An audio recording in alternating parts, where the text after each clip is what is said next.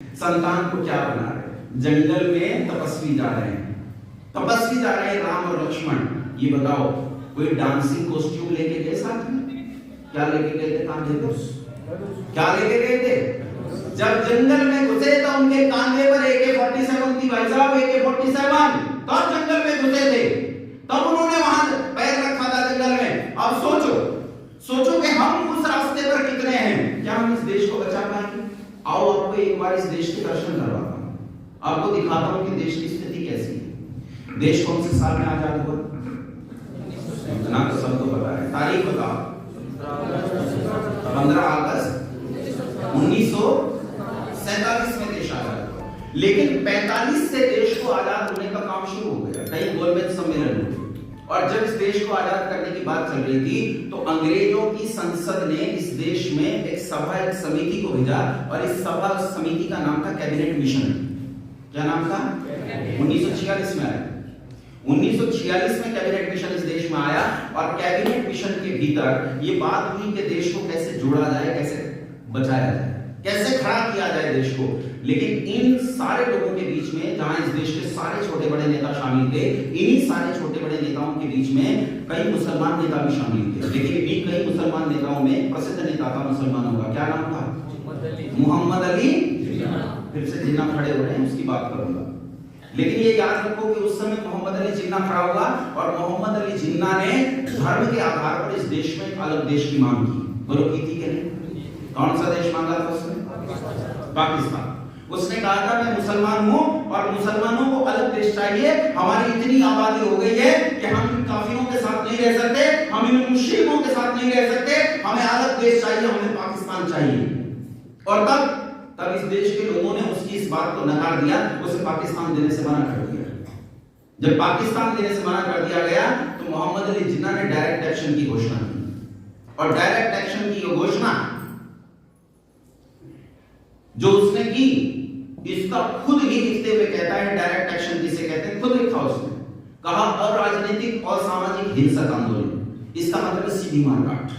क्या मतलब है? सीधी मारकाट। और बंगाल के नोआखाली में वहां का जो उस समय शासन जिसके हाथ में था, क्या नाम था उसका? सोहरावर्दी। उसने इस सीधी मारकाट को अंजाम दिया 10 अक्टूबर 1946। इस देश का सबसे भयानक दिन, सबसे भयानक, आज तक मानव इतिहास में इतना गंदा नंगा नाच, इतनी भयानक हत्याएं इस देश में तो क्या पूरी दुनिया में कहीं नहीं हुई। ऐसा नरसंहार हुआ कि इस देश की तो छोड़ दो, पूरी दुनिया की रूह कांप थी, पूरी दुनिया की रूह। सड़क पर लाशें सड़ रही थी, यहाँ हाथ पड़ा है, वहां पांव पड़ा है, यहाँ सिर पड़ा है, वहां पेट पड़ा है। 95% आबादी को इस तरह काटा गया जैसे मूली और गाजर को काट दिया जाता है, जैसे कसाई अपने पत्थर पर रखकर चाकू से पशुओं को काटता है, ऐसे टुकड़े टुकड़े कर दिए गए। 12-12 साल की बच्चियों के स्तन काट दिए गए, जो अभी स्त्रियां बनी भी नहीं थी, उनकी सामूहिक हत्याएं की गई, उनके साथ सामूहिक बलात्कार किए गए। और ये आज यहीं नहीं ठहरी, इस पूर्वी पाकिस्तान में नहीं ठहरी, ये पश्चिमी पाकिस्तान में गई, जहां हमारा पाकिस्तान वाला पंजाब था। उस पंजाब पर भयानक हमला हुआ और उस पंजाब को भी इसी तरह काट दिया गया। रातों रात लोगों को अपने घर द्वार छोड़कर भागना पड़ा, रातों रात लोगों को अपने घर, अपने परिवार, अपनी संपत्ति, अपने जेवर, अपना पैसा, अपनी बिल्डिंगें, सब कुछ रातों रात छोड़कर भागना पड़ा। मैं जब छोटा था तो एक परिवार में रहा करते थे। छोटा था तो किराए का मकान था, उसमें रहा करते। अपने माता पिता से नाराज हो गए तो वो कहीं जाकर रहने लगे उनसे अलग। वहां जहां हम रहे तो किराए का मकान था, ये पंजाबी लोग थे जो पंजाब से आए थे। उस समय ये संपन्न हो चुके थे, अच्छे खासे संपन्न थे। लेकिन एक बुढ़िया मां थी जो इन सबकी मां थी, बहुत बूढ़ी, लगभग 84-85 साल की इसकी आयु थी। वो कहती है मैं अपने बेटे और बेटियों का हाथ पकड़कर दौड़ रही थी, मेरे पति को रास्ते में काटा जा रहा था, और कटता हुआ मेरा पति कह रहा था कि पीछे मुड़कर मत देखना, भाग भाग। और मैं अपने पति को मरते हुए, सड़क पर मरते हुए देखकर इसी तरह भाग कर चली आई। अपने बच्चों की जान बचाने के लिए मैं वहां से दौड़ी। इतना भयंकर नरसंहार हुआ, दिनों दिन रातों रात सबको भयानक बुरी तरह काट दिया गया। इसी देश की जमीन को इसी देश के रक्त से लाल कर दिया गया। 1947 देश आजाद हुआ दो देश बने, एक पाकिस्तान और दूसरा आपका, चाहे जो कह लो, चाहे जो नाम रख लो, एक आपका देश और एक पाकिस्तान। और पाकिस्तान बनने के बाद इस देश में, जब ये देश बन रहा था, तो उस समय इस देश में बड़े महात्मा थे जो बाद में इस देश के पिताजी बन बैठे, जो बाद में इस देश के डैडी कहे गए। वो इस देश के पिताजी, वो फादर ऑफ नेशन, उन्होंने नोआखाली में 1946 में जाकर हिंदुओं को कहा था कि मुसलमान तुम्हें काट रहे हैं, लेकिन तुम पलट कर बाहर मत करना, ये मेरे भाई, पलट कर बाहर मत करना।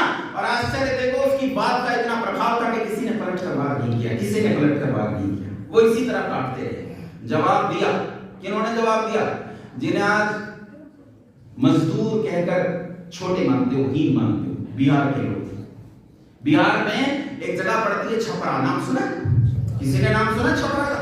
छपरा में रिटेलिएट किया गया, छपरा में जवाब दिया गया, छपरा वालों ने जवाब दिया, लेकिन छोटी सी जगह में जवाब दिया गया और इस जवाब का कोई फायदा नहीं हुआ, क्योंकि महीनों तक गांधी जी वहीं पड़े रहे, महीनों तक।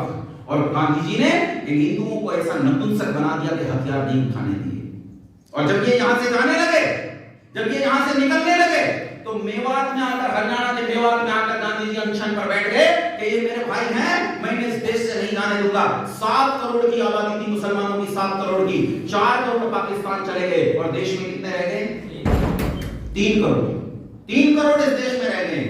ये ऑथेंटिक है, उठाकर देख लेना, YouTube पर भाषण पढ़ा है सरदार वल्लभ भाई पटेल का, 10 मिनट का भाषण है, कलकत्ता में दिया गया भाषण है, इसी नरसंहार पर भाषण दे रखा है, उठाकर देख लेना, उठाकर सुन लेना। सरदार वल्लभ भाई पटेल की आवाज है, चित्र तो नहीं दिखता है उनका, वीडियो नहीं है, केवल ऑडियो, लेकिन वहां पता चल जाएगा आपको कि 4 करोड़ चले गए थे, वो तो बल्कि 3-4 करोड़ कहते हैं 3-4 करोड़ जो इस देश में रह गए हैं, उनमें से एक ने पाकिस्तान के बनने में सहायता की है, ये मैं जानता हूं, लेकिन शांति से रहना चाहो तो रह लो, मैं दूसरे तरीके जानता हूं, अन्यथा मैं दूसरे तरीके जानता हूं।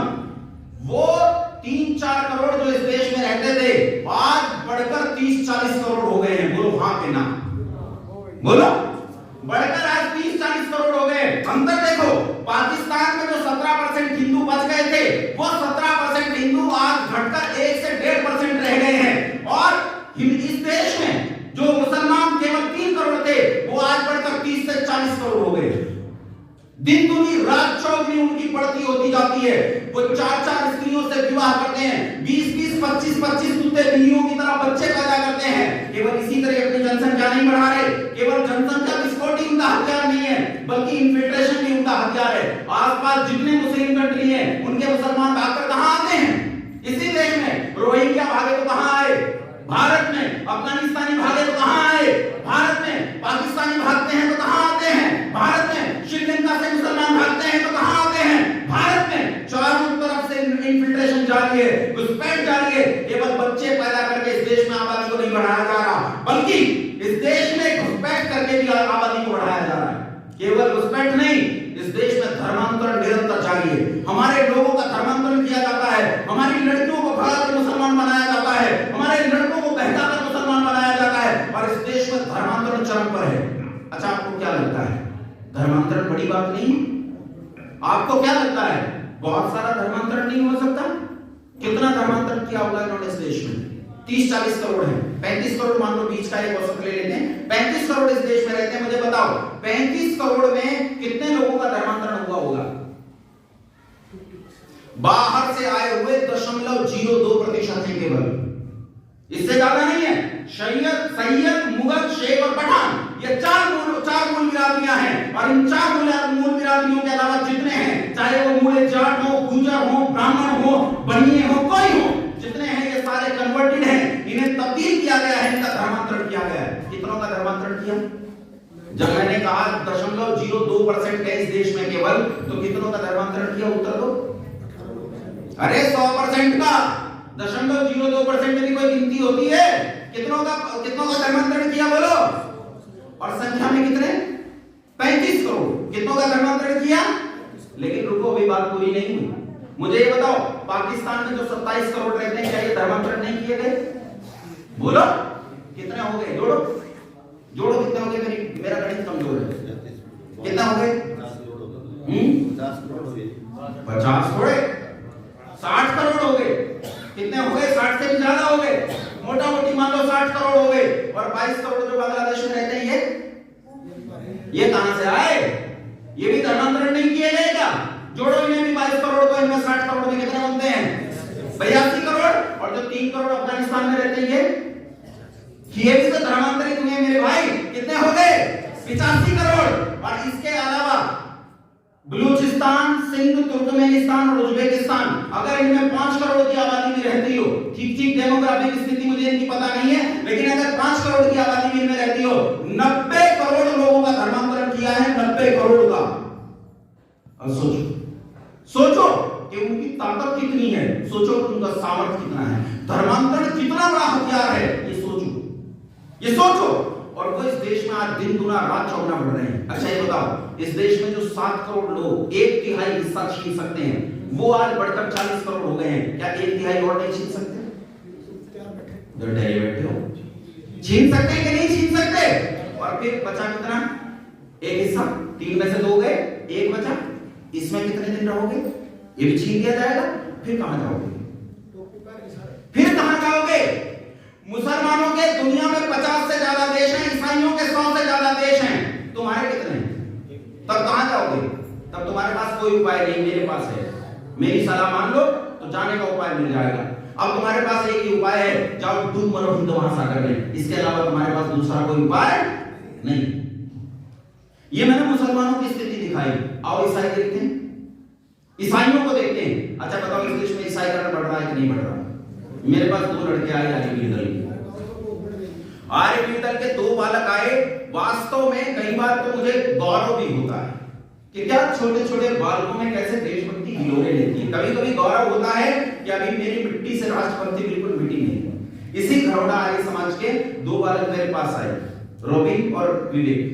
और उन्होंने आकर कहा कि आचार्य जी, यही पास में जहां से घरौंडा शुरू होता है, राधा स्वामी सत्संग व्यास के पास एक कॉलोनी बनी और कॉलोनी में चर्च बन गया है। और संडे के दिन वहां भयंकर भीड़ रहने लगी है। ये घरौंडा के धर्मांतरण की बात कर रहा हूं। बताओ, अगर वहां चर्च बन गया है तो पहले तो कोई ईसाई घरौंडा में था नहीं। आज कुछ ईसाई होंगे कि नहीं होंगे? कैसे बने? बोलो कैसे बने? ईसा मसीह आके बना के गया? अरे इस सबको इन्होंने ही बनाया है, धर्मांतरण करके।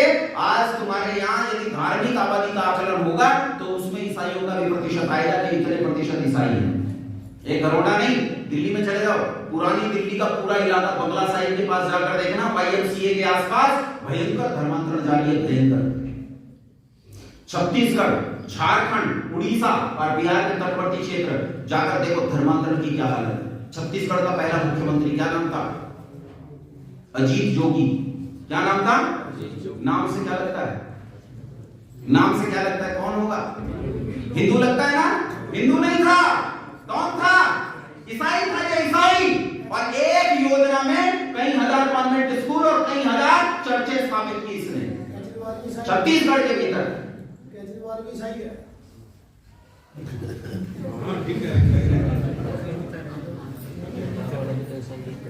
तथ्यों पे बात करते हैं। छत्तीसगढ़, झारखंड की जाकर हालत देखना क्या है, बिहार और उड़ीसा की हालत जाकर देखना, केरल में जाकर देखो कितना ईसाईकरण है। पश्चिमी बंगाल को छोड़ दो, थोड़ा सा आगे बढ़ो, पूर्वोत्तर का इलाका कितना, असम, त्रिपुरा, मिजोरम, नागालैंड, अरुणाचल प्रदेश, सिक्किम आदि के जो क्षेत्र हैं पूरा ईसाईकरण हो चुका है। मिजोरम में आज हिंदू आबादी केवल 2% रहती है, बहुसंख्यक। 2% लोग क्या कहलाते हैं? बहुसंख्यक हैं। उन्हें अल्पसंख्यक के अधिकार नहीं मिलते। 98% लोग क्या हैं? अल्पसंख्यक हैं। और 2% लोग क्या हैं? बहुसंख्यक हैं। ये स्थिति है हमारे देश के संप्रदाय की। 7 स्टेटों में अल्पसंख्यक। मैंने आपको दिखाया कि स्टेट्स में क्या हालत है हमारी। अब इन स्टेट्स की हालत के अलावा आप देखो कि इस देश में भाषाई और प्रदेशवाद के स्थान पर कितना अंतर है मुझे बताओ। पंजाब, ये हरियाणा पहले किसका हिस्सा था? पंजाब का। अच्छा ये बताओ, शांति से अलग हो गया था झगड़े के बाद? अरे किस आधार पर? किस आधार पर? भाषा के आधार पर। किस आधार पर अलग हुआ था हरियाणा? भाषा के आधार पर। क्योंकि हम क्या हैं? हिंदी भाषी। और उधर क्या रहते हैं? पंजाबी। अभी अभी पिछले दिनों, काफी समय हो गया वैसे तो, लेकिन मेरे सामने हुआ इसलिए मुझे दूर नहीं लगता है, उत्तर प्रदेश से उत्तराखंड अलग हुआ था, हुआ था अलग, आसानी से अलग हो गया था झगड़े के बाद। इतना भयंकर नरसंहार हुआ था कि मुलायम सिंह को लोगों ने डायर की उपाधि दे दी थी, डायर की। रामपुर तिराहा एक जगह है जहां ये मुजफ्फरनगर से आप हरिद्वार की तरफ जाते हैं तो वहां जो बाईपास पड़ता है, उस बाईपास पर रामपुर तिराहा एक जगह है। रामपुर एक गांव है, राजपूतों का गांव है रामपुर, वही रामपुर तिराहा बोला जाता है। इसी रामपुर तिराहे पर उत्तराखंड के लोगों की कई हजार बसें आकर रुकी थी और इन बसों पर भयंकर गोलीबारी की गई थी पुलिस के द्वारा। नरसंहार किया था भयानक लोगों को मार दिया था, स्त्रियों को मार दिया था, कत्लो गारत हुआ था, भयंकर स्थिति पैदा हुई थी। तब जाकर उत्तराखंड उत्तर प्रदेश से अलग हुआ था। ये बताओ, क्या हमारे प्रदेशों में आज सामंजस्य और समरसता है? बोलो, सोचो। महाराष्ट्र के लोग क्या कहते हैं? महाराष्ट्र किनके लिए? मराठों के लिए। और उत्तर भारतीयों को महाराष्ट्र में रहने का कोई अधिकार? बोलो, अलगाववाद की भाषा है या नहीं? बोलो। अच्छा ये बताओ, ईमानदारी से सोचो, अखबार तो पढ़ते हो, टीवी तो देखते हो, केरल अलगाववाद की भाषा बोलता है कि नहीं बोलता? पश्चिमी बंगाल अलगाव की भाषा बोलता है कि नहीं बोलता? पूर्वोत्तर के इलाकों में जाओ, चीनी भाषा पढ़ाई जाती है, हिंदी भाषा नहीं पढ़ाई जाती, चीनी भाषा पढ़ाई जाती है। ये स्थिति है पूरे देश के टुकड़े टुकड़े बटे हुए इस देश की। जहां मैं रहता हूं ना, बिल्कुल आपसे सटा हुआ इलाका, खुद को जोड़ लेना, इसमें अलग मत रखना, क्योंकि बारूद का जो ढेर है उसके तलहटी में बैठे। कई बार आपको ये लगता है अरे कहां ये तो झूठ बोलते हैं, ऐसा नहीं होता है, इतना थोड़ा होता है। लेकिन आप अभी बीच में गए नहीं, शांत इलाकों में रहते हो, कभी पधारो हमारे धाम, कभी आओ मुजफ्फरनगर दिखाएं, कभी आओ दिखाएं सहारनपुर, कभी आओ दिखाएं बिजनौर, कभी दिखाएं अमरोहा, कभी दिखाएं बुलंदशहर, मेरठ, गाजियाबाद, नोएडा और अलीगढ़ तक चले जाओ। उत्तर प्रदेश को अगर दो हिस्सों में बांटते हैं तो ये पश्चिमांचल कहा जाता है। ये पश्चिमांचल देश के बीच में दूसरा पाकिस्तान है, दूसरा पाकिस्तान है। बिजनौर और एक सवाल हाथ जोड़ के प्रार्थना भी करूंगा और माफी भी मांगूंगा। आपकी बातों से बड़ा प्रभावित हूं, लेकिन मन में सवाल कौन रहे? आर्य समाज का अर्थ क्या धर्म से जोड़ करके देखना है, पखंडों से बचाना? सुनो, पहले सुन लो और फिर बताता हूं। क्योंकि मेरा इसमें छोटी सी एक और भी प्रार्थना है। हाँ। आपने बड़ी अच्छी चीज कही कि संस्कृति पे हमारी कहीं ना कहीं आंच है। हम ही आज भी कहीं जब बच्चों को ब्याने जाते हैं, कहीं जाते हैं, हम ये पूछते हैं हमारे गांव का कोई दामाद है, हमारे गांव का कोई बेटी है, हम ये पूछते उसकी जाति क्या है, हम उसकी मांग करके आते हैं। आज हम धर्म पे और जाति पे बढ़ रहे हैं, उसका कारण रुको, एक बार पूरी सुन लो मेरी बात, फिर उसके बाद आपकी इस बात पर जरूर आऊंगा कि आर्य समाज क्या करता है, आर्य समाज को क्या करना चाहिए और आर्य समाज का उद्देश्य क्या है, आर्य समाज किसके लिए बनाया गया, आर्य समाज क्या कर रहा है, क्या छोड़ दिया है जो नहीं करना चाहिए था और क्या पकड़ लिया है जो कर रहे हैं, सारी बताओ। छोड़ूं कुछ नहीं, छोड़ूंगा कुछ नहीं, लेकिन सुनो ध्यान से। क्या देश में आज ये स्थिति नहीं दिखती है आपको? ये तो मैंने आपको इस देश के प्रदेश दिखाए। अगर आप आंख मूंद कर कबूतर की तरह बैठना चाहते हैं कि बिल्ली आप पर हमला नहीं करेगी, ये आपकी मर्जी। मेरा काम केवल दिखाने का है। इसे देखो कि इस देश में प्रदेशों की यह हालत है और सांप्रदायिक की स्थिति है। और तुम्हें देश की सिरे दिखाता हूं, किनारे दिखाता हूं। इस देश के पश्चिम में एक देश है पाकिस्तान। कितने युद्ध हो चुके हैं अब तक? बोलो। पहला युद्ध 1946 में डायरेक्ट एक्शन का पहला युद्ध, दूसरा 60 के दशक में, तीसरा 70 के दशक में, चौथा 90 के दशक में कारगिल, हैं? पांचवा युद्ध आतंकवाद के रूप में छेड़ रखा है, छठे युद्ध की तैयारी कर रहा है। हाँ कि ना? इसी के ठीक बगल में अफगानिस्तान। इस देश में आज तक जितनी घुसपैठ हुई है किस रास्ते से हुई है? अफगानिस्तान के रास्ते से हुई है। आज तक जितनी बड़ी घुसपैठ हुई है, जहां संस्कृति को बड़ा झटका लगा है, वो सारी अफगानिस्तान के रास्ते हुई है। इस अफगानिस्तान से आगे चलो तो एक बहुत बड़ा देश है, जैसे यूक्रेन के बगल में रशिया, वैसे ही भारत के बगल में बोलो चाइना।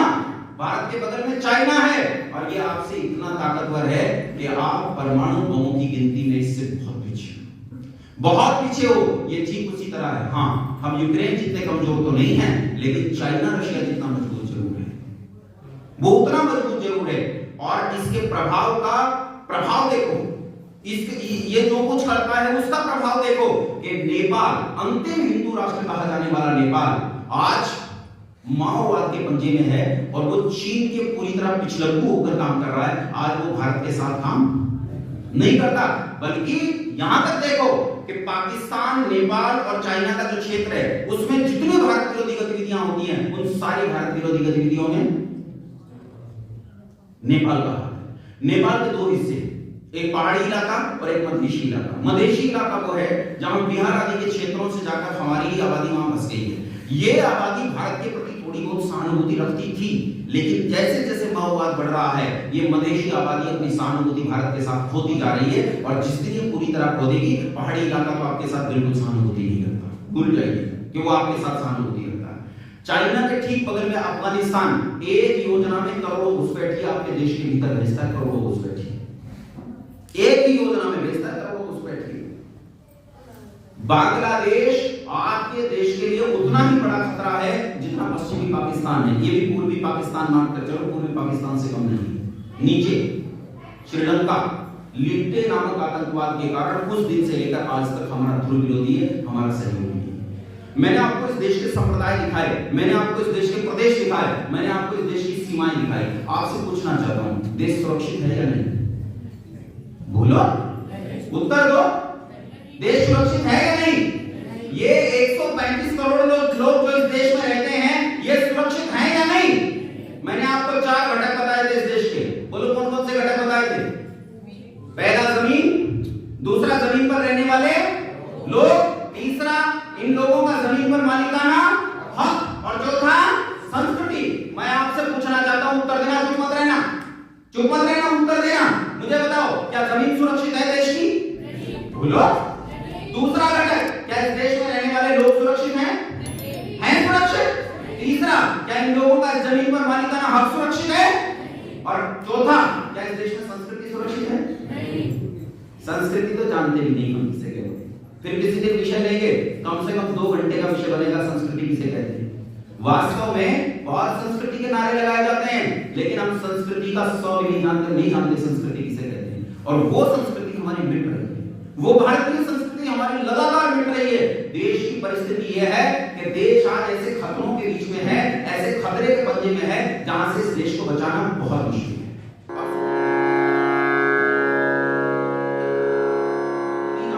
लेकिन भगत सिंह का एक पत्र पढ़कर सुनाऊंगा, एक पत्र पढ़कर सुनाऊंगा।